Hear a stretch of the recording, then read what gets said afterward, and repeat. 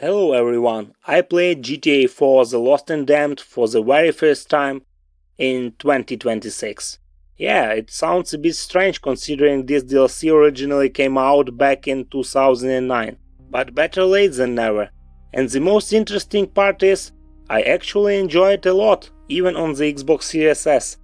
When you launch The Lost and Damned after the base GTA 4, you immediately feel a completely different tone, style and presentation. Nico Belic's story was more about immigration, consequences, and finding yourself. By the way, I already have a full review of GTA 4 on my channel. You can see it in the corner of the screen or in the description below. This story thought feels much rougher and more grounded.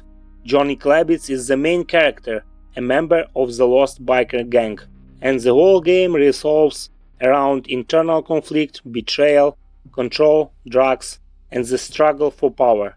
There is no glamour or American dream here, just harsh reality. What really stands out is the atmosphere. You're still in the same Liberty City, but it feels completely different. More dirt, more chaos, more tension. The music, the colors, the dialogue, everything works together to make the world feel darker and more hopeless. The visual style makes it feel like a completely separate game, and what's interesting is, even in 2026, it still works. The game runs via backward compatibility just like the original GTA 4. Resolution is 720p, but you get 60 FPS, and that honestly makes the game very playable even today. Everything feels smooth. Shooting, driving, character movement. Of course, there are occasional FPS drops, just like in the original, especially on the second island, but they don't really affect the overall experience. Yes, the graphics are outdated, textures are simple, and overall the image can look a bit blurry. By modern standards, it lacks a lot, but honestly, after 20 minutes, you stop noticing it once you get pulled into the biker world. At its core, it's still GTA 4, but with some important changes. First, motorcycles.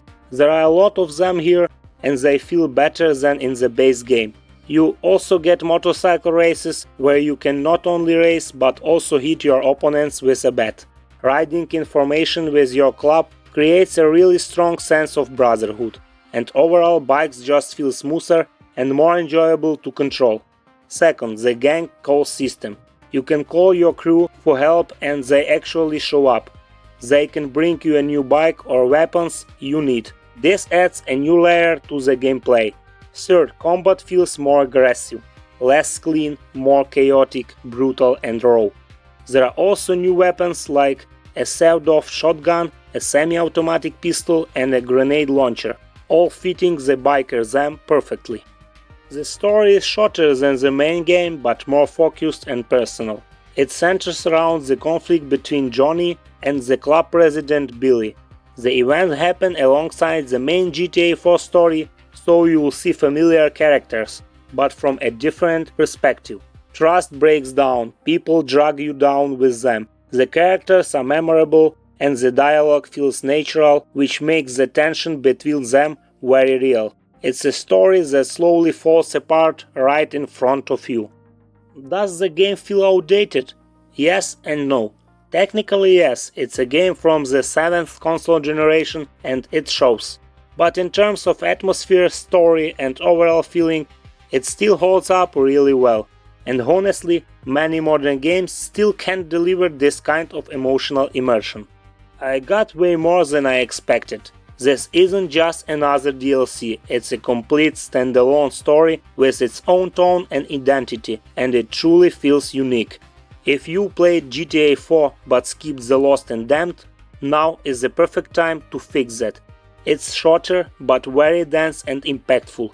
It shows a different side of Liberty City, darker and more brutal. And after this DLC, you start to see GTA 4 in a completely different way. Thanks for watching, all the best.